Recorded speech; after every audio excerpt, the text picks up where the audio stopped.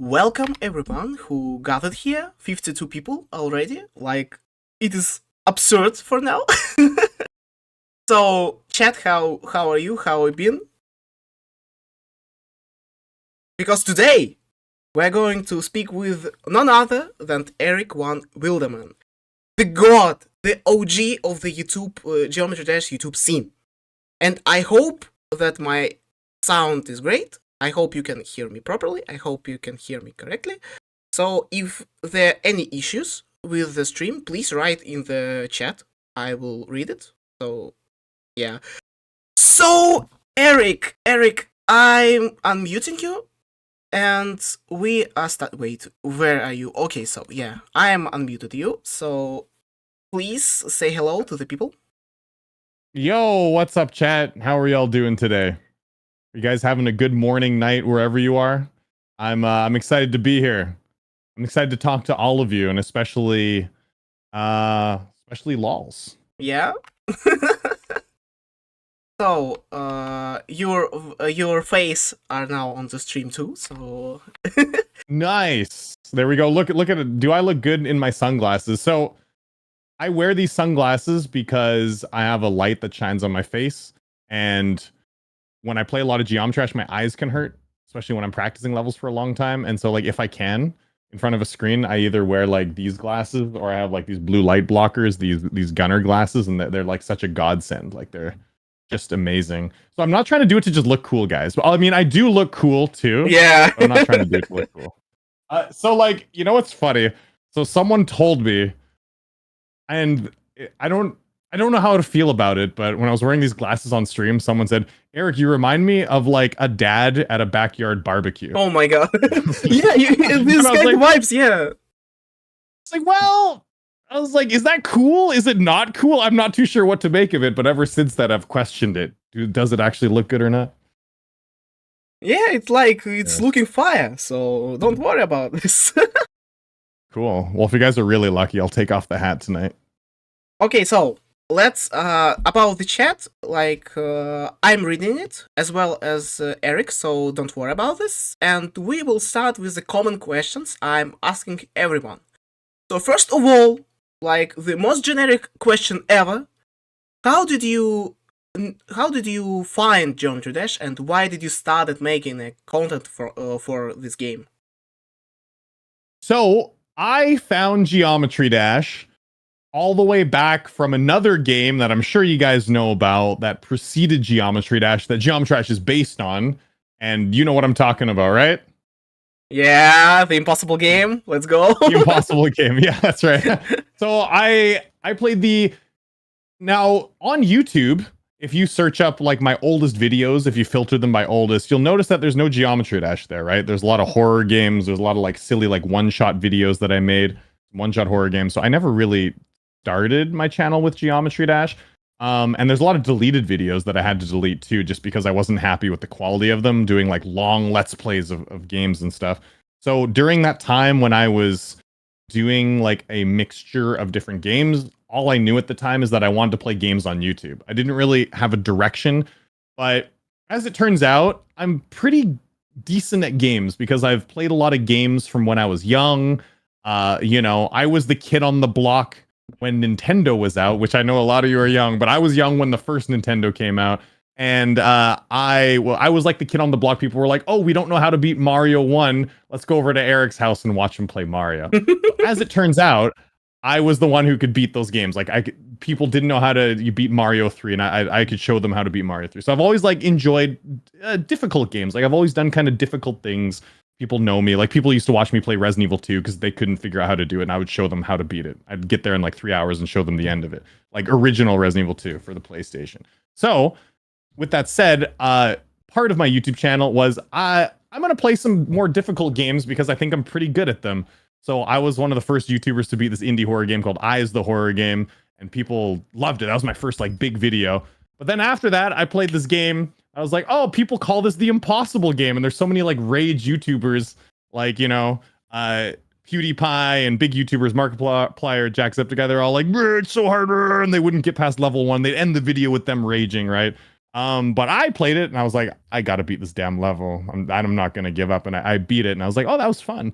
So then I beat all the levels in the Impossible Game, and I was like, oh, that was so fun. I want more of that. And I was like, where can I get more of that? Oh, there's this mobile game called Geometry Dash, and it's coming to Steam in 2014. I'm just gonna wait for that because at the time I didn't really know how to record mobile game footage, and I couldn't be asked to figure out Everplay or whatever. And I played before I started playing in 2014. I beat, I think, the first like 4 levels on my phone, Stereo Madness to Dry Out. And then I started when Steam dropped, and I made like the challenge videos, and that's basically how I started. Yeah. Yeah, that's like really interesting story. For real though. For about myself, I'm playing this game for over 10 years now, like from the update 1.1. Yeah. Oh, dude, so you're more OG than I am. maybe. Yo, 1.1. I mean, I played some levels on my phone like a few months before the game came out on Steam. Probably maybe 1.8 or something. But like 1.1, that's incredible. Like you're super OG if you've been playing since 1.1. Yeah, that's true. That's true, actually. And I saw the game growing, and especially I saw when some big YouTubers started making videos.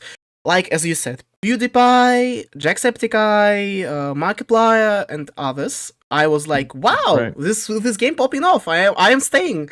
And look at me here. Mm-hmm. Look at me That's now. right. Literally, yeah. Here we go. I mean, that was like when Geometry started popping off, I would say in 1.9, you know, like with the Steam release, essentially. And that was this December. That will have been 10 years ago. Oh, damn. So, time flies past like really quickly. Yeah, for sure. So that was a very long time ago. So I'm going to be making, by the way, spoilers, I'll probably be making like a long this is my Geometry Dash story video for my 10-year anniversary on the game, which will be like in December at some point. So I'll probably try to put together like a pretty long, like 45-minute to an hour long, like this is my GD story, like well edited and stuff, and I'll go over stuff with my editor. But yeah, try to make a special video for the 10-year anniversary. So beginning of December, I forget the exact date. It's like December 4th, maybe, when my first video went live. When I classically said at the very beginning of my video, because I used to make a new name for myself every video, and I was like, "Ooh, it's a rage game." So my name is Eric Van Raging Balls. Wow. Yeah, I know. My content's a bit different now, God, isn't it? I was a little more unhinged. I remember that video. Yeah, in my head, like it popped off or like immediately in Agario, if you remember. Right. Yeah, that's right. I will say this though, absolutely. The Agario video, I didn't even realize I had left that in, because when I edited videos a long time ago, YouTube was a different place back then. I don't mean that as in like I could get away with saying a slur or whatever, but when I edited a video, a lot of times I went, oh, there's this section where I was talking for a while, I'll just leave that in. And I didn't really watch the things I had said during that section. I just kind of put chunks of sections in, and it only took me like 10 minutes to edit a video. And like, that's just the nature of it. It was just like very unedited, unfiltered. And so I didn't like listen to it back and be like, oh shoot. Because if I would have listened to it, I would have cut it out, of course. But I just kind of like uploaded it and didn't even listen to it. I was like, yeah, I was, I shouldn't have read all those names, or I should have at least been like cognizant of what I was reading when I was reading that particular end name that got in there. Nah, that's but the internet was different as a whole. For sure. Yeah, right now it's mistake, but I honestly, I don't, you know, even back then, I never would have said that. It's just like I was just reading a name, and like it's funny kind of looking at it now, but like it's a little embarrassing, because I'm like, how did I leave that in there? Like, how was I so bad at editing that I just left it in? You know, like whatever. Yeah. By the way, it's Mimoe. It is live, so you can ask questions and they will be read from the chat. Okay. Oh my god, Zio Fan Ultra, if you really beat Cataclysm, I'm really GG, dude. It is cool. So, okay. I wanted to ask you a question that bothered me for a long time. How it was being a dad and playing this silly game for millions of people. Yeah, well, that's interesting because life's pretty good. Honestly, I mean, it's busy, and I can get busy with things, and sometimes I don't do as much as I want to in the game. But I am pretty fortunate in the sense that Geometry Dash content creation is my main job. I have no other source of revenue. This is what I do. And so, you know, like a person that supports their family has to do, they have to go to work. And so, as silly as it sounds, I say, hey wife, hey boy, I'm going off and gonna go have a hard day of work, and I come into my room and I play Geometry Dash, you know. So it's I can make time to still play the game because this is my job and I need to work hard at it, and it's a pretty good job at the moment, you know. Of course, the nature of YouTube is this job could disappear overnight if something cataclysmic happens. If YouTube's like, we're shutting down or whatever, you know, or there could be any sorts of reasons. The algorithm's like, we don't like Geometry Dash anymore. Blah, all content creators are going to fail. You know, I could lose my job at any point, but it's very comfortable right now. And so I have the time to work on it, and I can provide for the family pretty easily. So That's like that seems like a work of the dreams. So it is, but with that said, though, there are times that I absolutely love what I do. And right now, with the release of 2.2, I'm in this phase of like, I love creating content for the game. It's very exciting. It's very fun. I have been in some lulls, like some burnout, where I'm like, oh, I just want to not play Geometry Dash for a month, but I can't do that because it's my job. Like, I can't take a break from Geometry Dash even if I wanted to take a break.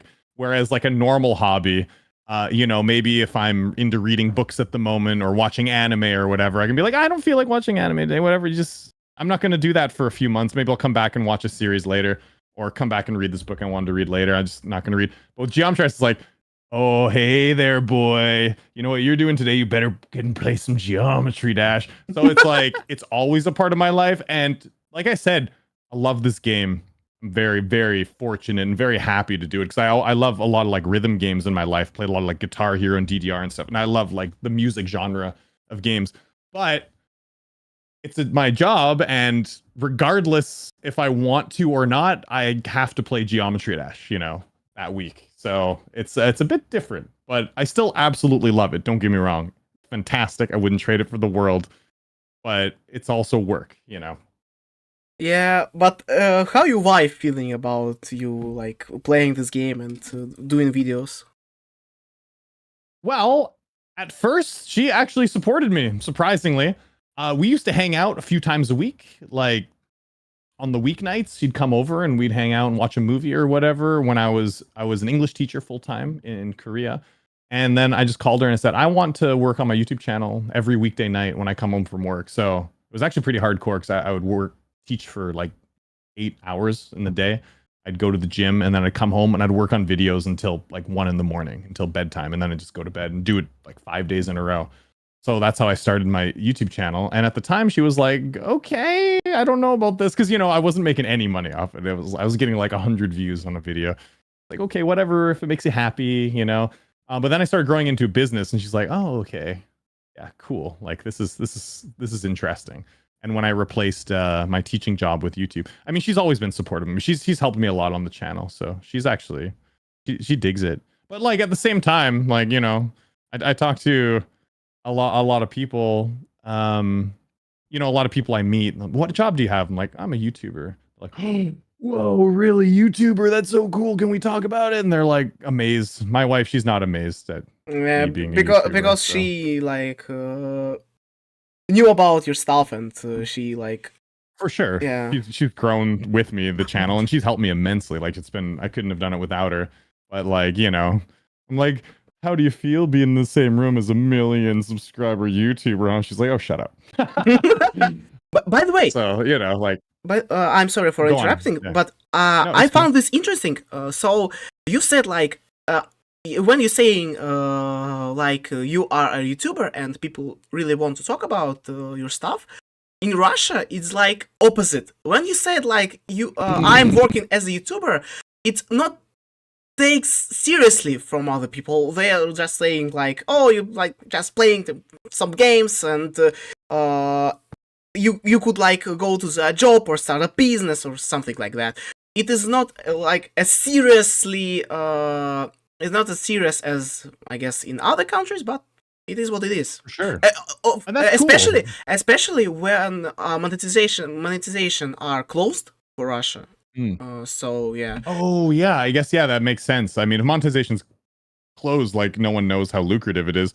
It's interesting because I live in South Korea, and in South Korea, people like influencers, Instagram influencers and YouTubers and stuff, that's like huge. People love like cultural icons and just in general fame and materialism and like basically essentially materialism and fame, right? It's big over here. And so when you say you're a YouTuber here, people are just like, whoa, tell me more about it, and they absolutely want to know more. However, this is through the lens of like South Korea, and I've lived in South Korea most of my adult life. So in Canada, like I have no idea what it's like. I haven't been there enough, even though it's where I come from, right? Because it's when I've lived in South Korea since I was 23, and now I'm 37, and I was only in Canada for 1 year in between. Like in 2015, I was there for a year. So as the internet culture has basically like taken over and social media and stuff, I've been in South Korea, not in Canada. So I know what it's like here, but I don't know what it's like back home. And sorry, answering some questions from chat really quick, just because I want to get to them before we move on. Yeah, sure. I have beaten Just Shapes and Beats. It's really fun. I just played the normal story mode. Loved it. It was a great game. Twitch is banned. It's not banned in South Korea, but monetization on Twitch is banned. So you cannot be a Twitch streamer in South Korea anymore. And it depends not if you're Korean or not, depends on your residency. So I can't do it because I set my country of residence to Korea. Although I could probably set my country of residence to Canada and just set it to my parents' home, even though it's like a load of BS. I can still do that and stream if I wanted to. And last question that was directed towards me is my first insane demon. Surprisingly, which I didn't think of it as an insane demon at the time. My first insane demon, as it turns out, if you look at it chronologically, is a level called Kappa Boss Fight by Jazer. Golden level. Why did you moved out to the South Korea? Like, why? So, interestingly, let's just go back to it's funny because like when you ask a question of like, oh, okay, let's get into it, and it can turn into a long thing, but I guess that's why we're here. So I was a big fan of Japanese culture. Guys, I am the OG weeaboo. Okay? I'm the OG. So like I love anime. I loved anime. I watched a lot of like 90s anime and early 2000s anime when I was younger, like tons of it. Like that's my era where I know the most from. You know, Evangelion is my favorite. It's fantastic. A lot of games I liked were Japanese games, like JRPGs, like Final Fantasy, Persona, Chrono Trigger, like all those, like all sorts of like Square games and Tales of games. Like, anyways, I love JRPGs. I'm a big fan of all that stuff.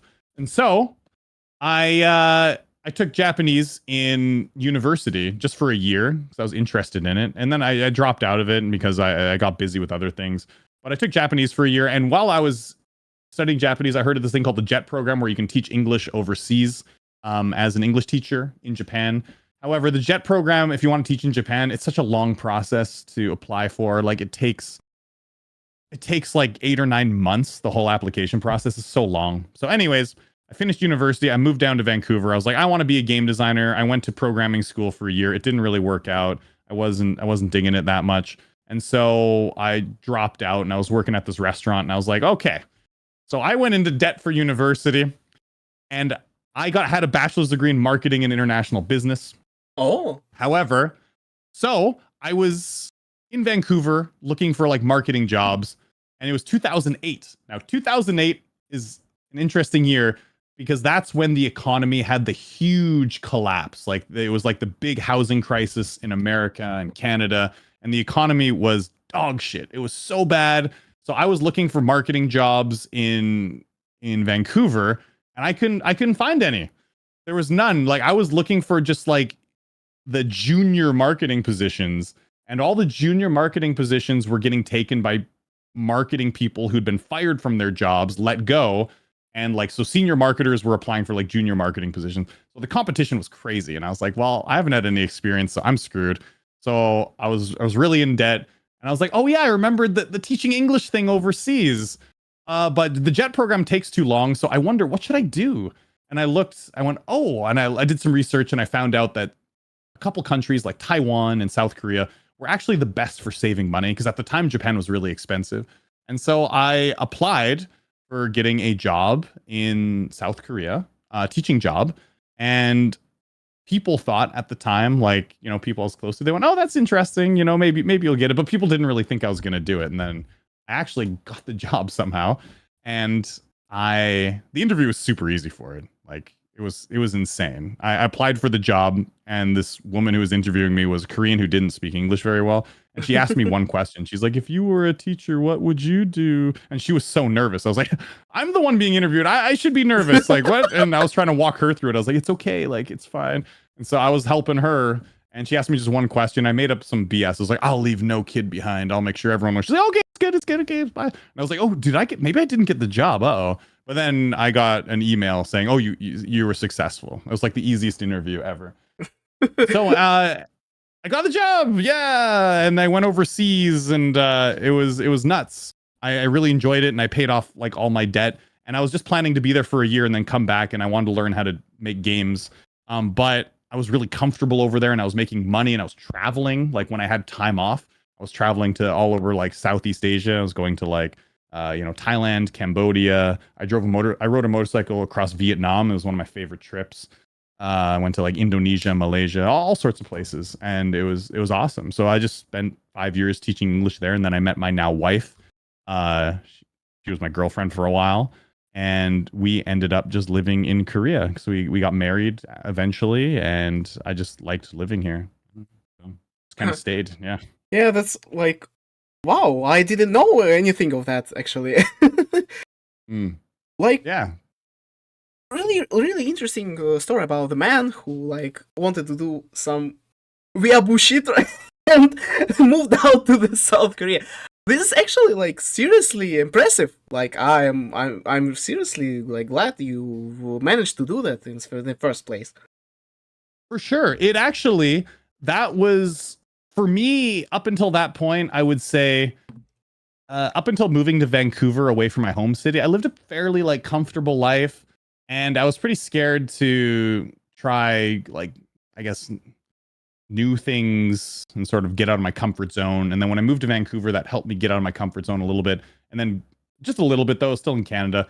And then I moved to Korea, and that was way out of my comfort zone, and it was insane. So because of having moved to South Korea, and basically they're like, okay, now go teach this class, and they put you in front of like a bunch of kids that don't even want to be there and learn English, and you don't know any Korean. Like, okay, kids, hello. And they're like, hi, and you're trying to teach them stuff that they don't really understand because you're not teaching English to them in Korean. You're teaching English to them in English, and they don't know English. So that was like, it was pretty shocking, you know, but you pick up on it quick, and then you get out of your comfort zone. And then because of that, I was able to get on my comfort zone further and start a YouTube channel like a few years later while I was living there, right? And then like that wasn't as bad as it could have been if I hadn't been a teacher, because you got to go through a lot of crazy stuff as a teacher. Yeah, I deacon that because I myself will become a teacher soon, as we spoke behind the scenes. But if anyone don't know about it, yes, I'm going to be a teacher. I hope when I do some like depth and get back on track. So yeah. Oh my god! No, not the GG reference. Okay.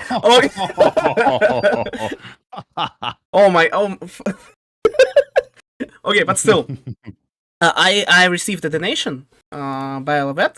Nice. He's asking, do you know about like the gameplay creators and gameplay scene in the Geometry Dash? Oh, okay. So, honestly, I appreciate really good gameplay in levels, but in terms of like, I'm assuming he's talking about the layout scene, like just layout creators don't do decorating and stuff. I don't know a lot about the scene, I'll admit. I like a good layout. I think there's some cool ones, and sometimes I play some cool ones. I'm like, oh, that's good gameplay. But like, I don't know a lot about like people that exclusively make layouts, and I don't know like are there some people that make amazing layouts that a lot of levels are based on? Like, are there some people that are so popular in the community that like decorators will be like, oh, we want you for like our project. Come on, you got to join. Like, I don't know who those people would be. So I'm not super familiar, but I appreciate the art of making good gameplay. You know, like that's something that makes or breaks a level for me. Because I can play the most beautiful level, and sometimes I'm like, I wasn't a big fan of that gameplay. Like, even though the level deco was amazing, right? For example, there was a legendary level I played that is incredible. Like, and most of the level gameplay wise also incredible. There was just like a few annoying parts where I was like getting so pissed off, and I was like, damn it. It was what was it called? Anarchy Road. Oh, Fantastic. yeah, I know that, yeah. Great level. Amazing. It's so good. But there's a few parts where I'm like, that's so annoying. Why is that in the gameplay, right? Where maybe that could have been changed a little bit. So, you know, gameplay, it makes or breaks a person's experience with it, like consistency and difficulty, music sync, all that stuff. So I appreciate what layout creators do, but I don't know tons about the layout community. And about the like gameplay in general, I remember one level that got rated on the ZDemon, on the stars. It's called Dancing Moonman. It's just a layout, without any decorations. Blue background, and it got rated because the gameplay is fun, like extremely fun. It's side readable, it's fun, and I don't even know it rose some controversy or not, but I think not. I didn't saw anyone complaining about the rating of this level, because this level is fun, but it like have no decorations whatsoever. Like, seriously, not even pulses. Yeah. Man, you know what? If a level is just so insanely fun, because I think like when it comes to the level rating system, like clearly if the level's just a layout and it's good but it's not amazing, yeah, of course it can't be rated because it's lacking in a lot of areas. But if it's just like one of the most fun levels ever created and it's just a layout, like sure, like I don't think it's controversial to say, you know, this should be rated. It's okay, you know, to give it a rate. Just as maybe there's a level that has just amazing deco, but the gameplay is a little bit like kind of annoying, right? Sure, like go ahead and rate it. Like it has some issues, but I don't see the problem with rating it, you know? So like, of course, seeing like a crazy layout level get rated, that's cool. Because there is another one that got rated too. I know, I forget the name of it. But I did play it, but it was a layout that had a lot of like moving objects, and it was really trippy. It had like the basic blocks, but like the way they moved around. Yeah, LF0, that's it. And that's so cool. Like that's great too. And that's also, I guess, is that considered a layout level? I guess so. Yeah, but it's like trippy effects with like the basic blocks. I don't know if it's really a layout level, but it's great. Like it's really cool. I mean, I play a lot of fun layouts in the recent tab. When I do my recent tab runs, sometimes you'll just get like someone that made a 20-second little like fun gameplay section, and I get a lot of those, and they're cool. Of course, like because of the nature of the 100 life challenge, I try to cheese the hell out of them, and I fall out of the level and win. But you know, like I appreciate like really fun gameplay. Yeah. By the way, another donation by Lowry. He's asking, is real estate expensive in Korea? So it depends on what you consider expensive, because real estate compared to somewhere like where I'm from, Canada, of course, it's very, very expensive, but it's not really expensive in the way that you would think. People live in apartments here. That's the way people live. I mean, how about in Russia? Do people have houses, or are most people in apartments? I'm actually not sure. Like it is like 99% people are living in apartments. Apartments, yeah, and that's the same with Korea. Like there's some houses, but that people are like, holy rich guy lives in a house, right? So most people live in apartments here. So the price of an apartment is similar to what the price of a house would be in not in big cities in Canada. Maybe, well, I guess apartments in Seoul are similar. The capital city of Korea are similar to like apartments in Vancouver, like exorbitantly expensive, like $1 million, right? More than $1 million. So it's insane. But like, you know, where I live, an apartment could be like, you know, $500,000 to $600,000, similar to what a house would be in my home city. But of course, you're getting an apartment. You're not getting a full-on house. So yeah, space it's tinier. And South Korea is an absolutely tiny country. So yeah, compared to like, if you're comparing actual like floor area, the area of like the place, the house to the apartment. Yeah, of course, like real estate would be more expensive than places that live in houses, but it's similar. Buying an apartment similar to buying a house. So I wouldn't say it's like more expensive. It's just a smaller space. Yeah. Hold up. How many do you pay? $5,000 per month, or? Oh no, I bought my place. I'm talking about the price of that. Okay, the price okay. of like not renting, like buying. So like if we're talking about renting, you could rent for cheap here, like apartments. Some places they rent one rooms here, like bachelor places. So when I first started YouTube, I literally had a laptop on a desk in front of me with like a little table light, a webcam, and my bed was behind me because everything I had was in one room, and there was a little kitchenette.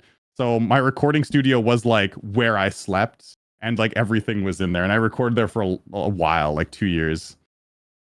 Well, my friend right now living with some other people, and he like the same. He's want to stream, and he will streaming where he like sleeping, literally. Yeah, that's right. So, yeah, so you got to do that. And if you're getting a place like that in Korea, man, you could pay like $400 to $500 a month. It's not that expensive, right? But the average salary here is like maybe $2,500 to $3,500 a month. I forget. So $500 a month maybe is expensive considering. But I guess your bills might be a little lower if it's just a one room. But yeah, I bought the place that I live at, and it's like it was like $500K or whatever, and it's near the ocean. It's pretty nice. I like it. Interesting. By the way, to be correct, $50,000. Yeah, you bought this place for $50,000. $500,000. 500,000. Yeah, that's right. It's like 500,000. 500. Yes. Okay, I understood. Okay. Yeah, it's similar to like house prices back home. Yeah, for sure. I live in the second largest city in Korea, Busan. It's nice. It's by the ocean. Good. Like it a lot. I can live wherever I want to, and this is the place in Korea that has some of the least air pollution. I moved here for my kid. Well, he was unborn at the time, but I said, let's start a family in a place where there's not as much air pollution. So we went to South Korea. Yeah. By the way, don't mean to interject, but I am going to answer some other questions that I've Okay. seen you guys ask. So, what is my favorite GD level? Now, this one it's very clear what my favorite GD level is because it's the best GD level. It's Hexagon Force. What do you think about Hexagon Force? For me, though, it's like a really fun level to introduce a dual game mode, but this one particular moment is really frustrating if you don't know how to beat it. Like in the first duel between the start of this part and entering the ship part, if you know what I mean.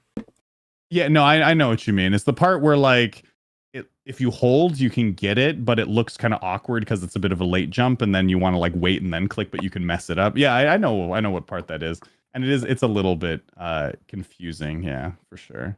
But I absolutely love it because I love the song. I love like the intensity. It's really cool. Although I do love, as like a very close second, I do love Theory of Everything too.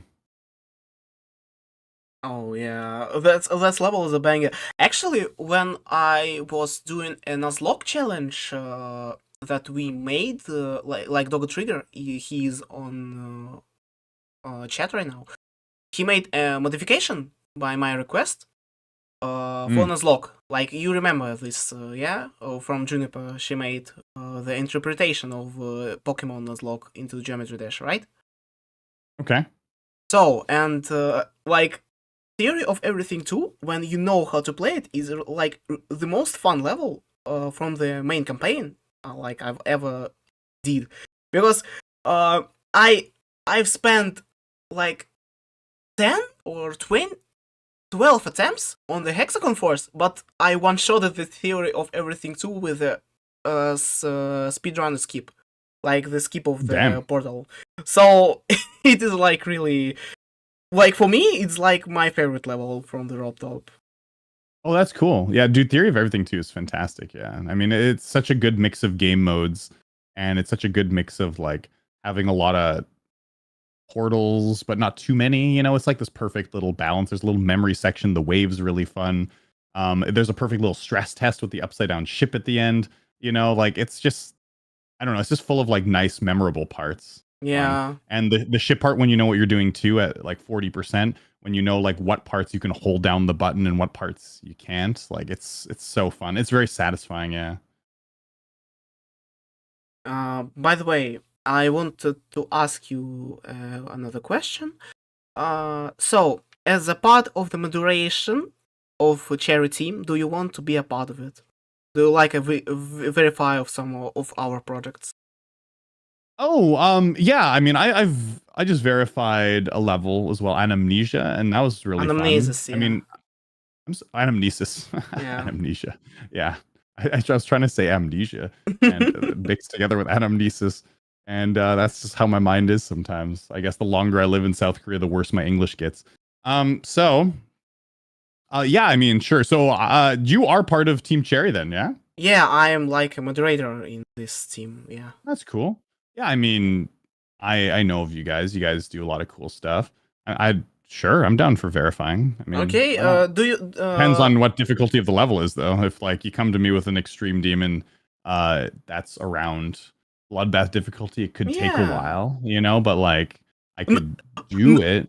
Not things like a redemption. So, if you know, by the way, do you know about our recent flagman redemption that we cooking right now? I actually don't. No, I haven't kept up a ton. I don't keep up a ton on like previews of levels. Sometimes I do, but I'm mostly like as the level's about to release or it has been released, then I kind of watch and keep up on levels like currently being released. But I'm not super into levels like pre-release, It's something maybe I should do, but I don't really do. So I wouldn't know it. If it's not out, I don't know it.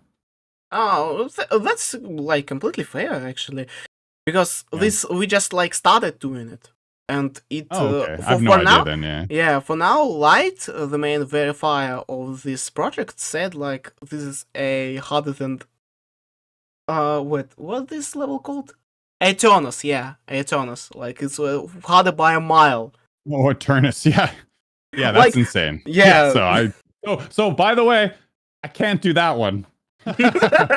So yeah, if we had like some easy projects and we have them, we will contact you, Sure. or you can like join our server. So Okay, yeah, I mean, sure, I can do that. So like even like easy extreme is still okay, yeah, like sure. even something that's around. If you really wanted me to, if it was something around like artificial ascent difficulty, like I could consider it. It'd just take a while, But like, definitely nothing that's harder than my current hardest, which is digital ascent at the time. So it'd be something like that. But if it was digital ascent, it would probably take me months. Okay, sure. You guys know. Sure, yeah. Okay, that's the deal, I guess. Sure.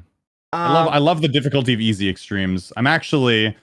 I've told this to people on my channel though, but right now I'm working on beating. I'm started practicing today Stratus. I'm going to beat like the 3 legendary extreme demons, Stratus, Absurdia, and Lotus.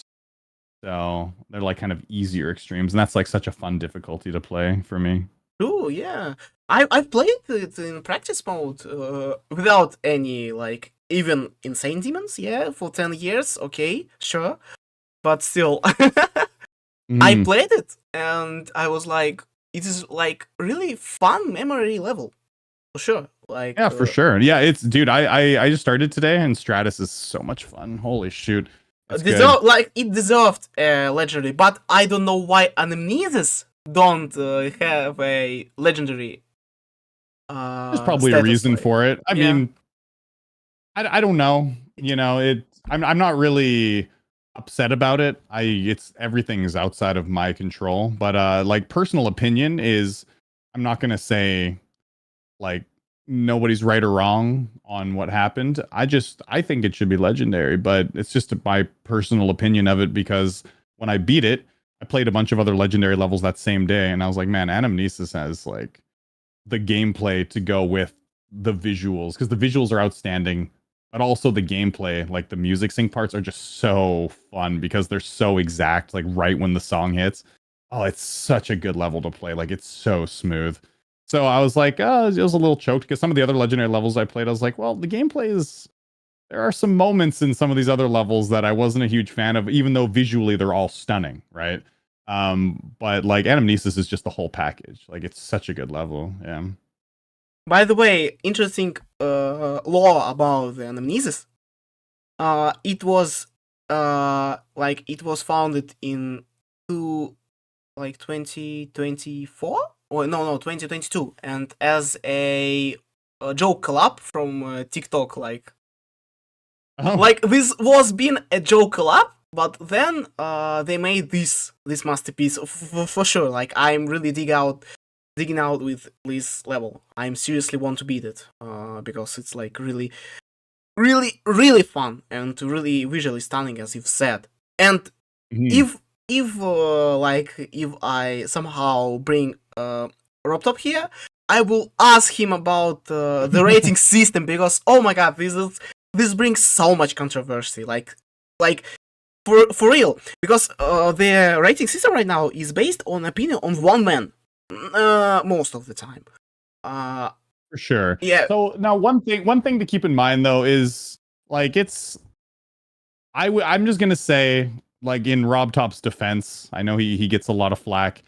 This singular dude had like so many levels have passed his way over the years that, you know, it's not gonna be 100% perfect, but it's certainly, he does a lot of damn work to keep this game alive and exciting. A lot of stuff behind the scenes that we don't know. So, you know, we got to give him credit, even though it's not perfect, but it's still a lot better than most games get, you know, in the genre. Yeah, I'm actually in shock that Geometry Dash is coming to have its 11th anniversary. So I was like, damn, I thought this game will die out in like 2.1. Like in the middle of the 2.1 era.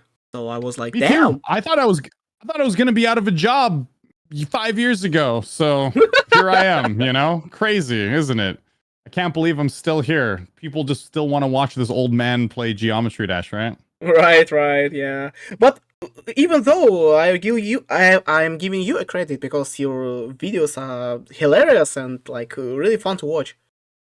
I'm like a 20 years old grown as man, like, and I can, if I want to turn my brain off and watch some funny stuff, I'm like watching you and getting along with your like vibe and with your like videos. So yeah.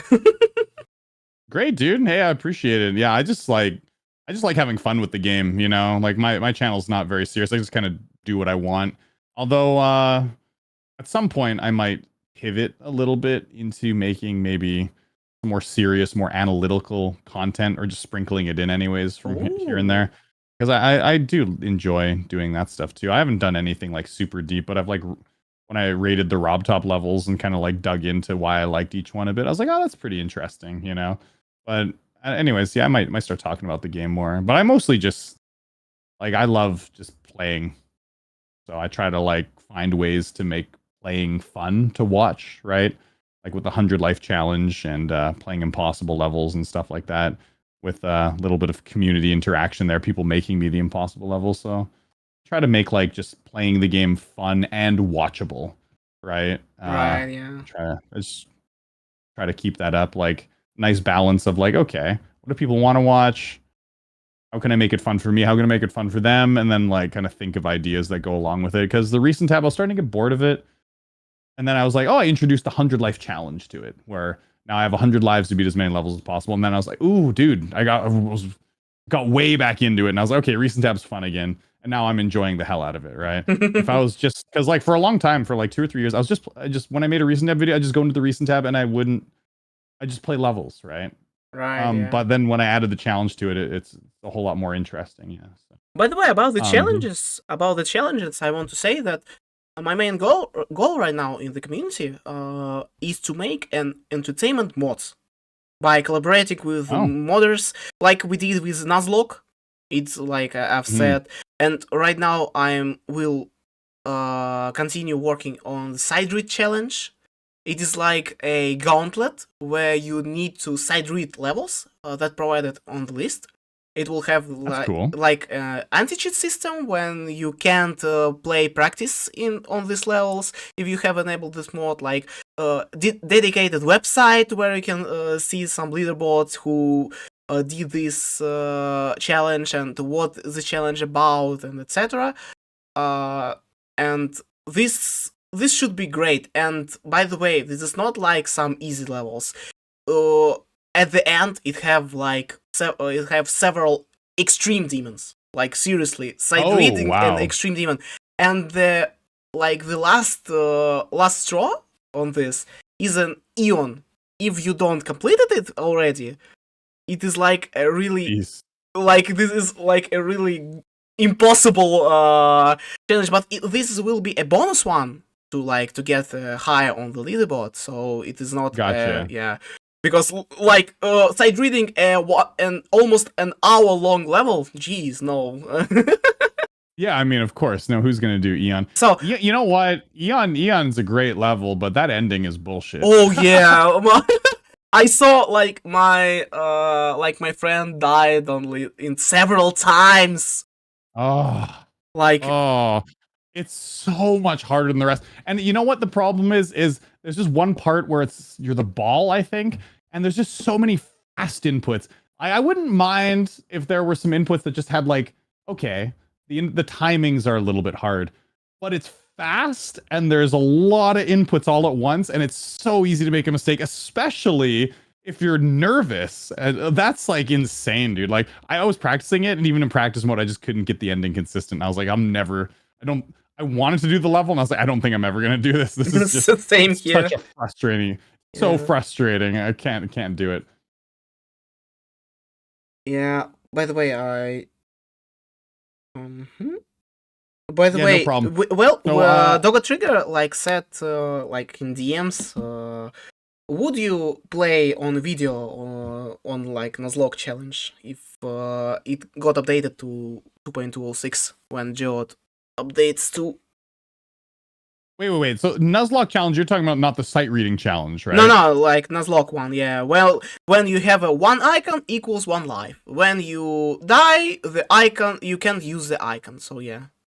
Oh, I've never tried the Nuzlocke challenge. I've heard of it, but I didn't know the details. So you use all of the icons that you have unlocked. No. You starting over from the scratch, and you gather icons, and when you die, your icon get locked. Oh, and I gotcha. That's cool. So what is it? Is it unlocking all the achievements, or is it just beating all the main levels? I have a spreadsheet with the main goals, but the main goal is to beat Demon Gauntlet. The main goal of this challenge. Oh, interesting. Yeah, I think I would be interested. Like I said, I've heard of the Nuzlocke challenge, but I don't know much about it because I never watched a full video on it, right? So that's cool. I should try it out. Yeah, that sounds fascinating. Yeah, but let me know. Just send me a DM with the details, and I'll check it out. Okay, yeah, sure. I mean, that sounds like great content. Love to do it. It sounds like pretty long content, though. It sounds like a challenge that probably takes multiple hours to do, right? Sure, not multiple hours, multiple days. Oh my god, yeah. Yeah, that's insane. So, about the YouTube. Well, then again, it depends on what it all is, right? Because if it's speedrunning the gauntlets, I've played a lot of gauntlet levels. But you need to unlock the Demon Gauntlet. But you forgot about that you need to unlock it in the first place, as well as Chaos Gauntlet. So it is a really hard challenge for me, especially. I tried it, and I have right now 10 icons left from I've killed the first page completely. Doing this challenge. Yeah, this is really hard challenge, but this is really fun one, especially on the streams. Especially on the streams. I tried on stream, not on I wanted to make a video, but I tried on stream, and damn, this is really great content for this type of content. Seriously, but. As we speaking about YouTube in general, how do you feel about the progression of the YouTube, Geometry-YouTube right now? Oh, currently it's interesting because obviously with 2.2 being out, there was a huge boost in views and everyone was going insane. And obviously it was a great time to be a Geometry YouTuber. However, as with all things naturally, once there's a huge boost and everything, it kind of goes down a little bit. Interest loses over time, and we're in a little bit of a dip of interest. And I don't know why that is. My channel's still doing fine, but I think a lot of people have certain interests in the community, and there's certain areas that people are like a lot focused on. Like some people really love platformers and other people hate platformers, Some people just like the main stuff. And like, so when you start mixing in everything, like I have people that are like, Eric, I just don't like your platformer content. And I'm like, oh, that's interesting. They just want to see the main geometry stuff. So there's few more splits in the community.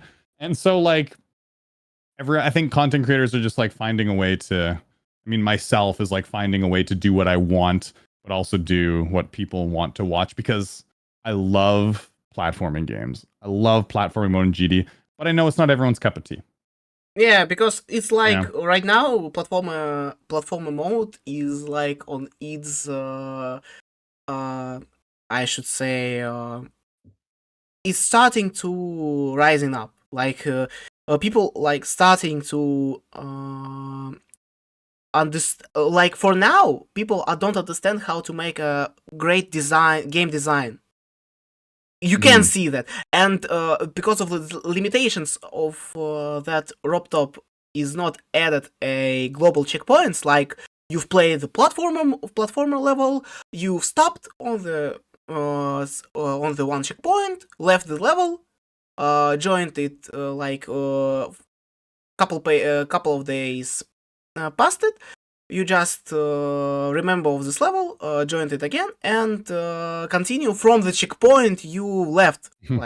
It not have this, so people can't make a really long platformers. Like the Towerverse is like an example when the creator don't give a shit about the limitations and just let's do this, and made a level, like really great level actually for the starting point of 2.2. I really like it, and this is a dissolved mythic for me.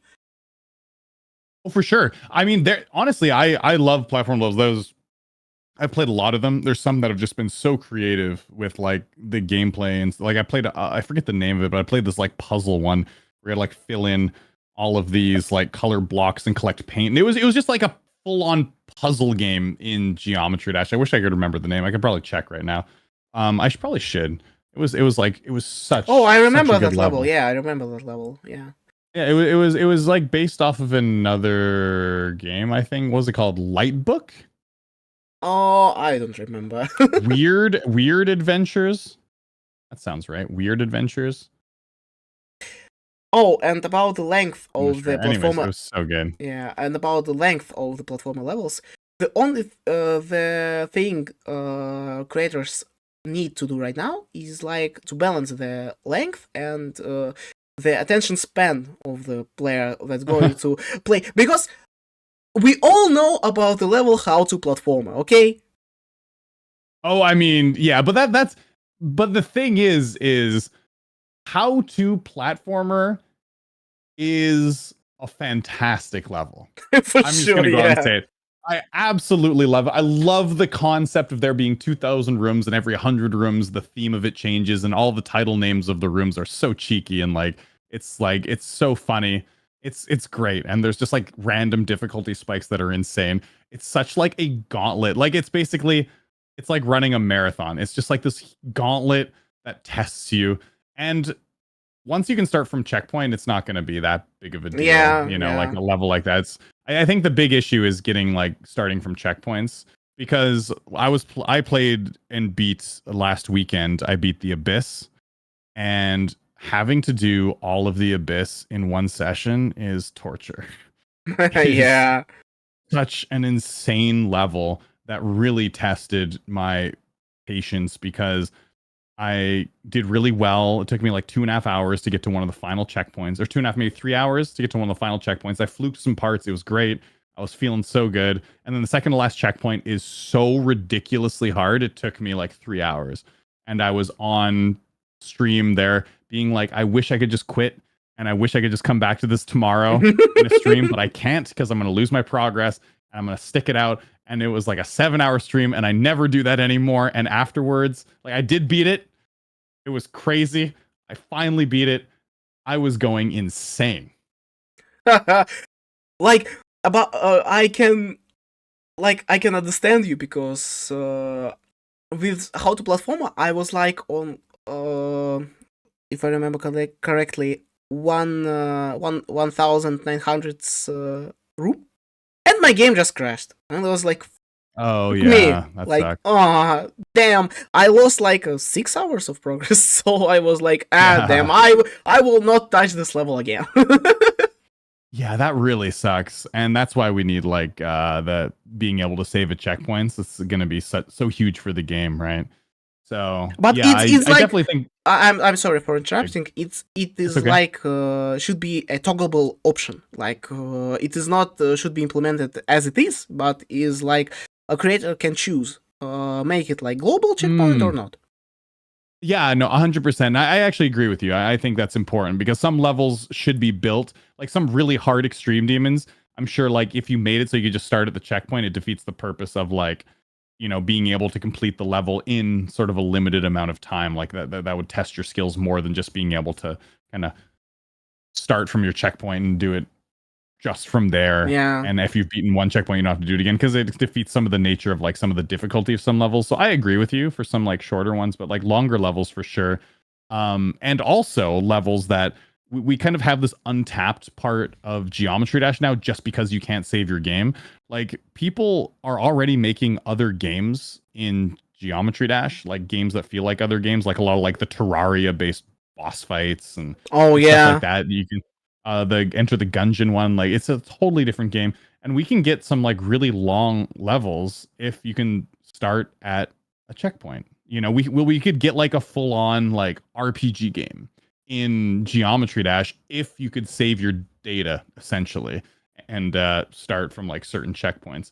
Like we get like maybe like an hour of like an Undertale like game sort of, you know, if it was feasible to start at a checkpoint. So I think we're going to start getting some levels like that. And I know Serpunj is working on a huge level, Cybermania, I think it's called. Yeah. And that seems to me like it's going to be like a Metroidvania, and being able to save, I think, would be very convenient in that. Like speaking of Serpunj, he made the system of saving in his level. What is it called? Master game. Yeah, Master game. Yeah, he like made it, but it had its flaws. You know, like you could see in the comments what code you need to get into the boss fight. So yeah, that's right. But still, that's right. But still, I mean, hey. Master game at the time in like 2017 when it came out was insane. It was like a full-on Zelda game in Geometry Dash. Like I don't even know where you'd start making something like that. Like that is mind-blowing. And he had like all of his whole Alter game series up to that point too, which was just mind-blowing stuff, you know? Like without platformer mode, being able to create like super hexagon in Geometry Dash is just insane. What a talented creator. Yeah, I think so. Like one of the legendary creators. I thought like Serpunj will leave the game for good, but oh well, 2.2 is out, and he like, oh, I have a burst of motivation and the platformer mode that I can use, because he was like a game dev in when he left the game. He made his own games with some of the members of the GD2, like, yeah, and I guess so. He was like the idea of having platforming mode in the game, and he just like returned, I guess. But still, for sure. yeah. I mean, I'm great. I mean, you can totally tell Serpunj wanted a platformer mode, because he also came back a few years ago too. Because he essentially stopped. What, 2017 was it? It was pretty early. He stopped like making a lot of levels, and he'd come back just for a little bit here and there. But then when he made Castlemania with everyone, like that, that's mega what collab, basically a Metroidvania. It was basically like that should have been played in platformer. You could tell you're like, oh, this guy needs platformer mode so bad. And here it is, platformer mode for him, and he like can do anything in here. So for sure. Oh yeah, he's very talented. Yeah, I like Serpunge a lot, and he always used to comment on my videos. Still does. He loves watching me play. 'Cause I always, when I play, I try to delve deep, like break the levels a little bit, experiment with certain things, and a lot of people, a lot of people in the community, they, especially at the time, they just uploaded completions. There was no face cam or commentary like in like 2016, 2017, right? I was one of the only people that was doing it. There were a couple others like Brandon Larkin and a couple others like started to do it around then, but no one was like dedicated to just weekly videos on Geometry Dash, right? Like that. So he like loved watching my videos and seeing like people actually like talk about his levels and not just having like a completion to watch. So he's always like commented and supported me, and he still does. I played his level, like destroy this level, and like the day I uploaded it, he commented right away. So I love Serpunge a lot. He's cool. He's always supported the channel, and he's so talented. So it means a lot to me. Like this is great to hear, actually. Oh, and speaking of friends in the HD space, what about Aeon? Well, like, why exactly did he wanted to leave YouTube for good? This is like a dumb decision for me, actually. But I'm not judging, so I'm like, this is really be interesting to hear from you, because you like in contact with Aeon, you speaking with him, and you like the friends in this community. So yeah. Yeah. Well, I'll tell you what. Like it's not going to be an answer that it's a very simple answer to it. Like there's nothing really like deep as to why he stopped or whatnot.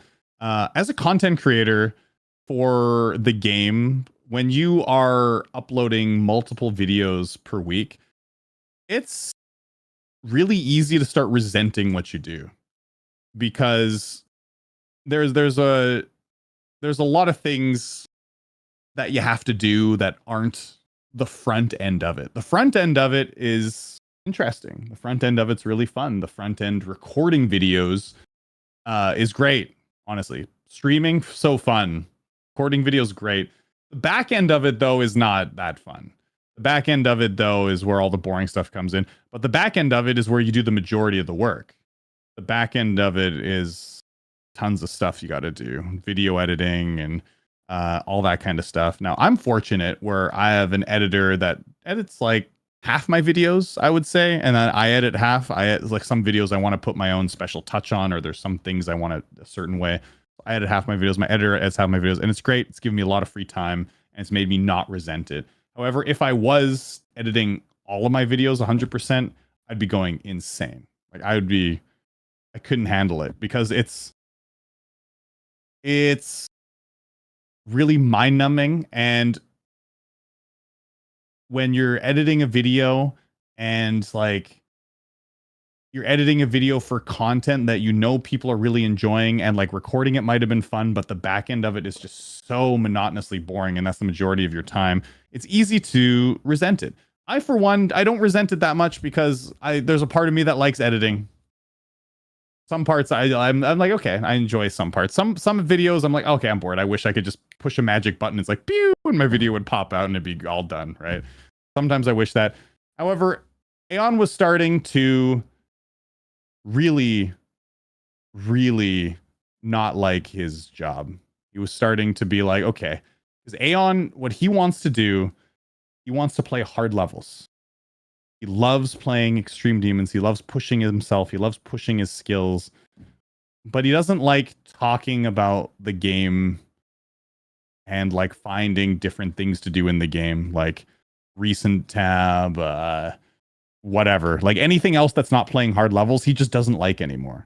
And so when it came to like, okay, he knows his job as a content creator. He knows if he wants to survive as a content creator, he has to kind of mix it up and do like some things that people really want to watch, because even though doing Extreme Demons is great and fun, not everyone wants to watch that content all the time. You got to mix it up as a content creator. Like you have to do certain kinds of things. And he's like, I don't like this anymore. And that was it. It's not like, I know a lot of people want what he has, right? Because people are like, oh, he's so successful, ooh, I want that. But if you don't like it, you can't force yourself to do it. And he already hasn't enjoyed some of that stuff for a year and a half. Oh, when I first started talking to him about it. So like, he's been, for a long time, he's been like, oh, he's been like agonizing, like, I don't know if I should or not. And then it just got to a point and he was so stressed and he's like, I can't handle this anymore. And he's like, I just want to experience the game and I love the community and I don't want to quit the game. I just want to, instead of experiencing the game through the lens of a content creator, which is very different than experiencing the game through the lens of someone who's just playing the game.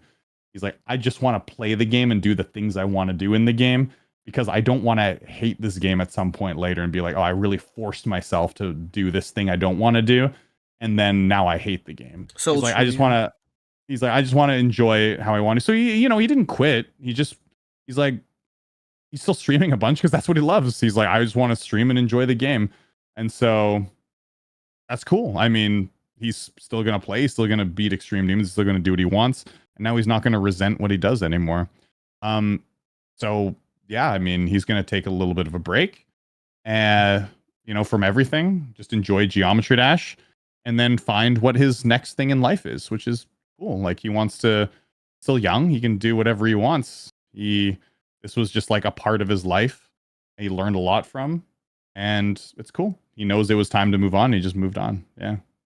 So it's kind of a simple answer. There's no big dark like catalyst that happened behind the scenes that made this happen. There's no mystery. It's just like, he's like, burned out. This isn't my thing anymore. Yeah. It wasn't even burnout. He was burning himself out because he wasn't enjoying it though. I've experienced burnout, but I still love the game. I still enjoy doing content creation. I still enjoy, because I enjoy making people laugh. So like, if I come up with a silly ass idea or a stupid short and I'm like, I upload it and people are like, this is so funny. I'm like, I love that. Like the video of me and Aeon singing Firework. I don't know if you ever watched it. Oh, I saw it. Great fun. I love that shit. I love stuff like that. Like I love when people comment like, Eric, this part in your video was so funny. Or like, you made a recent tab intro that was so, Derek, I laughed so hard you got me. I'm like, I love that, Yeah. It's not like Aeon's thing, Aeon doesn't, his thing is he wants to play hard levels and he doesn't want to do the content creation thing. I love for me, the reason why, even though I've been burnt out in the past, I'm still doing it to this day is I absolutely love when people have fun with the videos. I love it when they laugh. I love it when there's a particular edit that people really think is funny. Some things that I say where it's like a dad joke or whatever. Oh, Eric, I can't believe you said that. Oh, I love like reading people's reactions to it. I gotcha. Like, I love that part of my job. And so like, even though I do have moments of burnout, as everyone does in their job, I still come back stronger than ever because overall I still love it, but he doesn't. So completely fair. Like different mindsets, different content, and I'm really like don't mind about Aeon's retirement of the YouTube. Like he will still stream on the Twitch, so will not like he will not like getting out of this game completely. So we can like go to the Twitch and see him here, and it will be actually more entertaining. Yeah, it is actually will be, yes, because live reactions are more fun than like the pre-recorded ones. For me especially, that's why I'm doing like podcasts in live. Because we can do like some bloopers or some silly stuff can happen and it will not be removed and will not be cut because right now it's happening right here, and that's why I love the live format in general, because it's more it's more like live. Yeah. So 100%. No, and honestly, a part of that for him too is it's going to be you're going to get a guy on stream who absolutely just loves everything that he does with the game.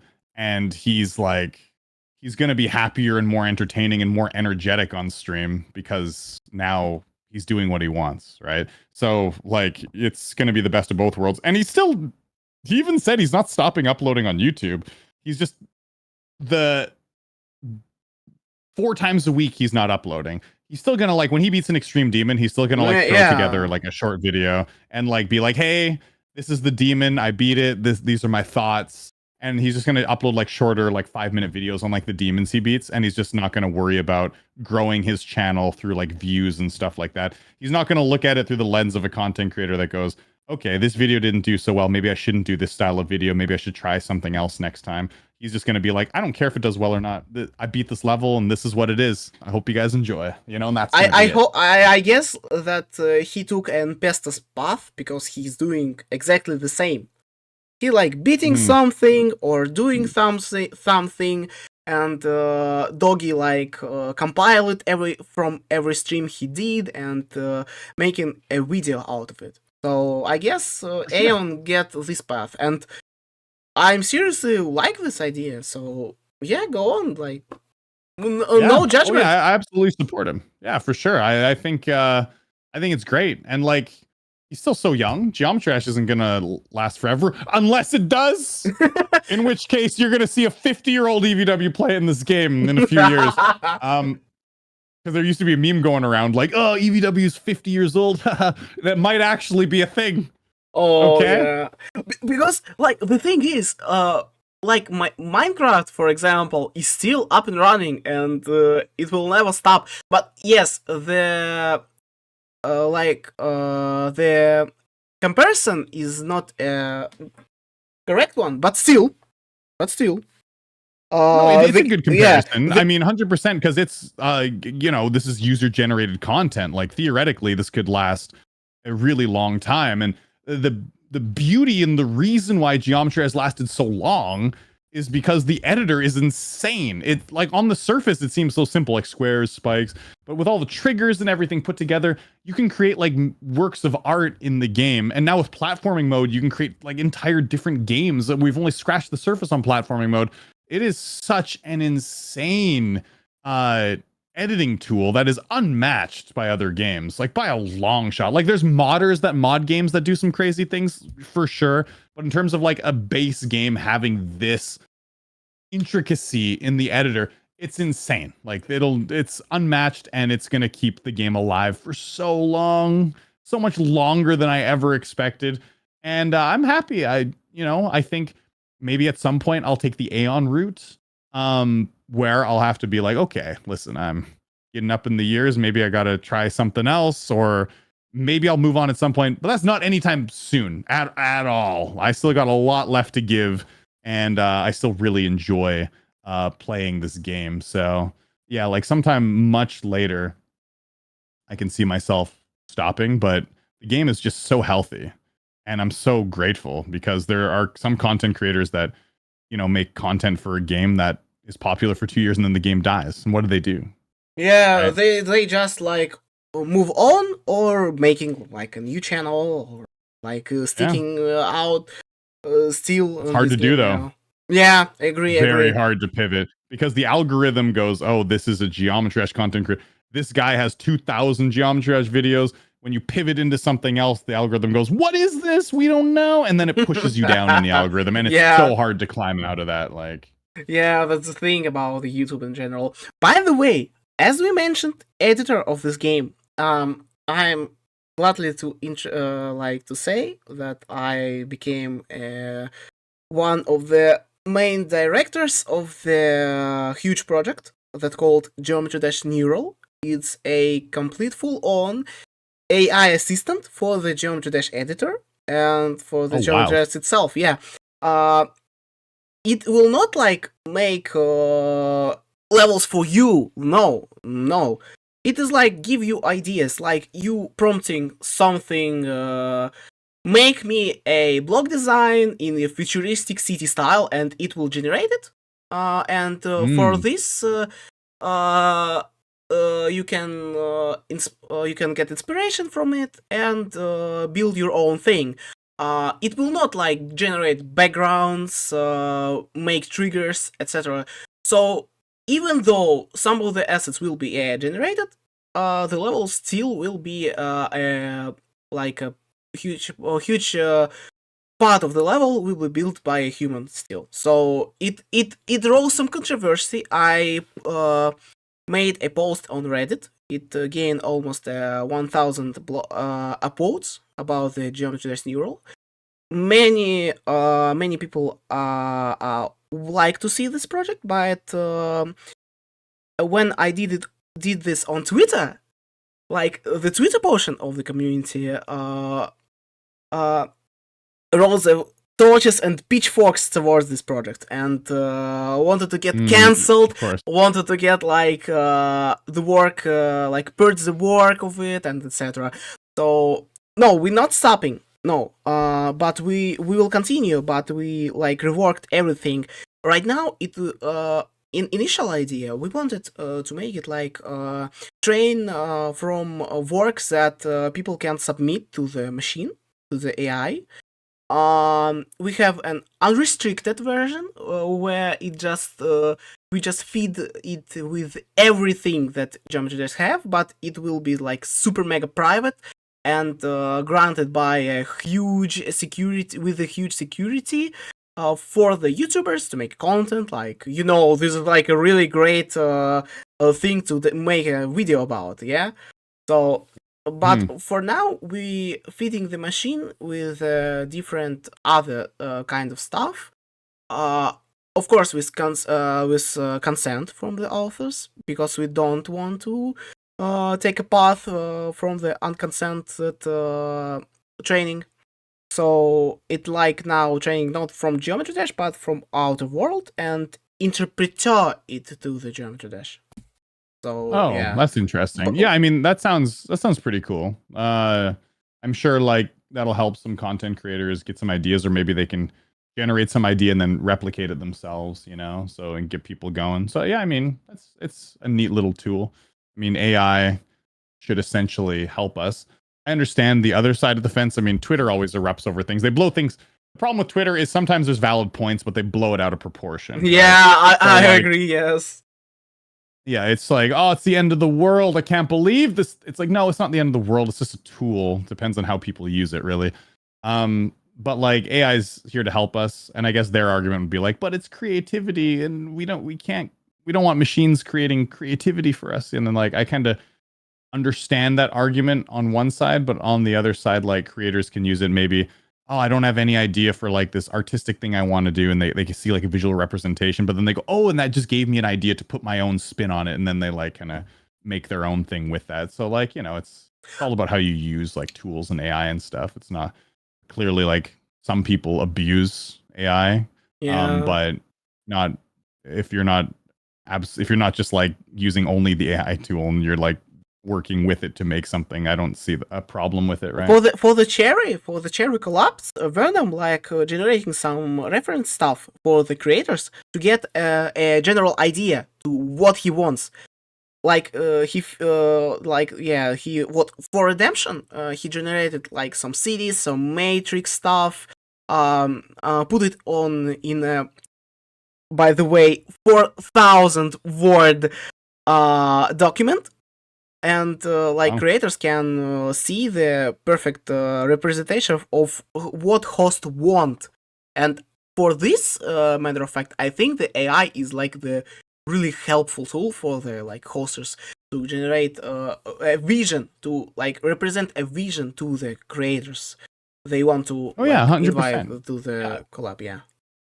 Yeah, I mean, you can use it for ideas and stuff. And like I said, you can tweak it to what your own. Oh, that's cool. I didn't realize you could do something like that. Let me put my own personal spin on it. Like, it's cool. Like, I think it's a great tool to use. I mean, there's a lot of uses for AI these days too. Yeah. Like if you go to, it's really funny too. Like I love fooling around with AI, like ChatGPT and stuff like that. Like if you go there and you say, write an apology letter to my wife for cheating on her or something like that.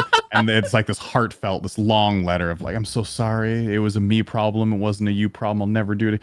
But then you can be like, hey, ChatGPT, that was too serious. Can you please make it funny? And they're like, okay. And like, then there's all of a sudden this like breakup letter, or the not a breakup, but apology letter to your wife. It's like, hey girl, it's like, I'm so sorry, but I just couldn't stay away from that fine ass I saw on the street the other day. But he's like, you still got my heart, you just don't got my dick. And I'm like, oh my god, it's like, it's so funny. I was like, holy shoot, like, but ChatGPT like nails it. It's like, it's actually like, I said make it funny, and I expected just some like kind of gibberish and some like stupid humor, but it's actually like hilarious. You know, it's actually really funny. Yeah, it's the perfect level of like shock value to make it like, oh, this isn't just like dad humor. This is like actually funny, but it's not overboard where it's like too insane, right? It's so funny. Stop supporting AI or you get canceled by. Whatever. You know what? I will say, but I like I said before, there's people that abuse AI too. There's people that get AI to do too much, and there's people that like will put like other creators' artwork through AI and like steal stuff. Like there's a lot of shady shit with AI too, but there's a lot of great stuff too.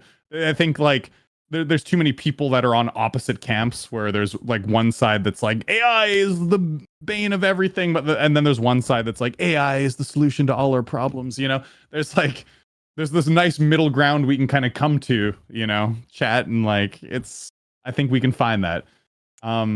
Anyways, I want to answer just a couple questions that people have been sure, just until I forget them. So I dare to say, yeah. Anyways, people saying for me to be Killbot. Tell you what, after Yacht, I'd love to be Killbot. I think it's a great level. Love it. I wonder how easy it would be for me. It'd probably still really be hard. A lot of people were asking about my my other channels. I have a Mario Maker channel and a horror channel. As for Mario Maker, I was starting to fall out of love with Mario Maker. I wasn't enjoying it as much, and so I stopped playing it. I was streaming it a lot on Twitch, and I was like, I just like, it was getting really samey. I was getting frustrated with it because I was dedicating more time to Geometry Dash, and to like up my Mario Maker game, I would have had to spend a lot of time with it. And I was like, but I already play one game that's insanely hard, that is my bread and butter, Geometry Dash, that I want to spend a lot of time on, you know. And like I fell out of love with Mario Maker. And then my horror channel, I'm considering coming back to at some point, but once again, it's a time thing, because now I'm full-time GD and I love it. And it's been literally the best decision, because I've been able to turn my GD business, my YouTube channel, like way more profitable than it's ever been. So like I don't regret stopping doing the other channels, because now that I'm focused on GD, my channel's like the best it's ever been. So yeah. By the way, about the Mario Maker, what's your opinion about the Team 0%?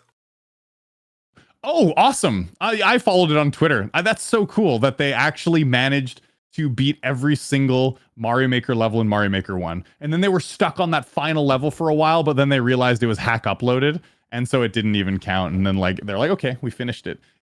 So cool. Yeah, but still, they beat this level. And oh yeah, they beat it. Yeah, in the end, like some crazy dude beat it. That's right. Yeah, forgot about that. Yeah, and they like beat the Mario Maker for the 101%. So I really in like the month that it was shutting down too, which is cool because the time like limit was coming up. That was so cool. I guess we will have the team that will do this to Geometry Dash if it will like die out and have like servers shutting down. So I guess the team will be formed. Yes, to beat all the rated levels. I don't know about that. No, not all the levels, but all the rated levels. Like I'm sure that's already done. 100% that's done. Yeah, but I don't know actually, but not. I think come on, I don't think there's I think every rated level's been beaten by at least one person. Don't you think? Because when it's rated, a lot of people play it. You know, like then again, maybe not. Maybe there's some like demon levels that are just so obscure that no one's beaten it. But I imagine like even if you look up any level in the game, you could probably find like a YouTube replay of it. Sure, maybe, but I'm still like I'm guessing. Hey, you know what? What? Not just every rated level. You got to take it a step further. There needs to be a team that's going to beat every level in the game. Oh my god.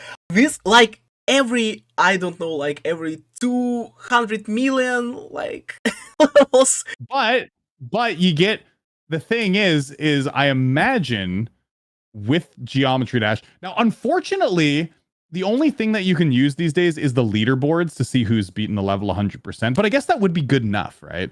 I was gonna say, unfortunately, with Geometry Dash, it's so easy to like hack levels that it would be a little unfeasible, because you get people like, if we started a project like this, you'd get a ton of people just like no clipping levels and finishing them really quick, right?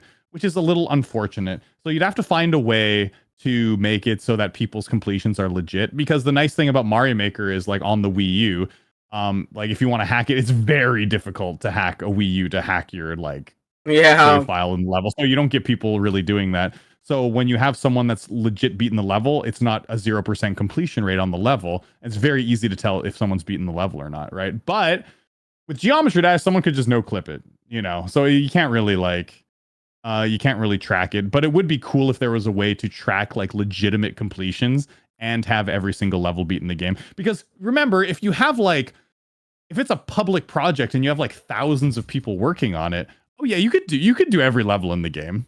Yeah. Yeah. 100%. But about the things about the Geometry Dash itself, and oh my god, I forgot the question.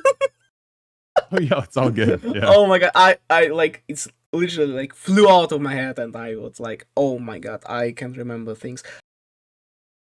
Yeah, so. So that's interesting, Super Koopa Team, because I imagined all the levels that were on, like all the demons that I've completed, there's always been like a YouTube completion of it. But I guess that there are some just obscure demons that have no YouTube completions. Because like if I'm stuck on a part, I'm just like look up the level and so. Yeah. And okay, so about the cherry, we will like negotiate after the stream. Some more about like the stuff we're making. Oh yeah, for Yeah, sure. because We'll talk about that later. Because the time was up. I like need to do some more work. I need to like make an assignment for my uni. So yeah. Oh yeah, sure, man. Yeah. Yeah, like 1.5 hours we sitting here like speaking, and that was a really enjoyable experience. Like seriously. Yeah, it went by quick. Thanks for having me on. I appreciate it. Yeah, thank you for coming, actually. Thank you for, accepting the offer. And by the way, 1,000 unique viewers joined this stream. Oh, wow. That's cool. Yeah. Yeah, really cool. That's a record, by the way. Extrula have less. Cool. Well, yeah, unfortunately, it was at a little bit of an awkward time. Like I said, I'm sure if we did it like 4 or 5 hours from now, it would have even been more successful, because most of the people that watch me are in the Americas. You know, there's people all over the world that watch me, but most of them are like Canada, America, right? I don't probably could have doubled it. Yeah. I don't give like shit about the numbers. I'm doing it just for fun and just like as my passion, because I really like this type of content, and like to founded it, like being one of the first who did this. Like if you don't count the English side of this podcast, and I actually have in the Tuesday Russian podcast. Finally, after so many days, I have finally a Russian one. So that should be cool. Cool. Well, hey, I really enjoyed it, and I think you do a good job doing the podcasting thing. Yeah, questions. I'm by the way, about the like, if you're English teacher, do you understand me like correctly throughout the stream, and how is it like not too vague or so?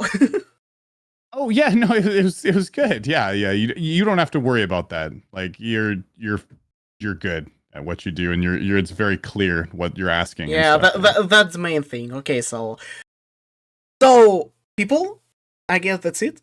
We stopping the stream. Thank you everyone for coming. This was a blast. And by the way, please someone place a 1 like to make it 100, so it will be like cool and things. If you want to continue watching the podcast like this, sub to my channel, click a bell, and watch my Twitter. I making announcement here. I will like pass the link to my account or in the chat, so people can actually get into here and place notifications. So if people want, you can like redirect here and watch other stuff I make. But yeah, that's it. Thank you, everyone, and bye bye. See you next bye-bye, time. everyone.